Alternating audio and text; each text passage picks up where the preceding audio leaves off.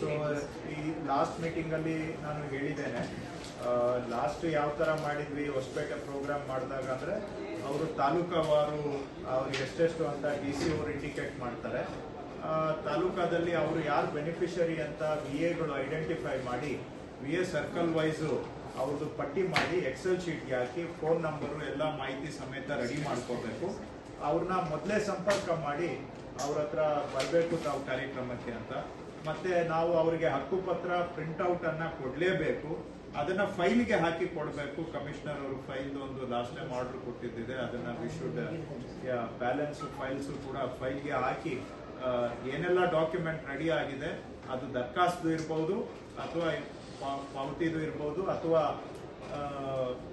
ಕಂದಾಯ ಗ್ರಾಮದ್ದು ಹಕ್ಕುಪತ್ರ ಇರ್ಬೋದು. ಸೊ ಅವರಿಗೆ ಫೈಲಿಗೆ ಹಾಕಿ ನಾವು ಆವತ್ತಿನ ದಿನ ಕಾರ್ಯಕ್ರಮದ ದಿನ ಅವ್ರ ಕೈಗೆ ಕೊಡುವಂತಹದ್ದು ಮಾಡಬೇಕು.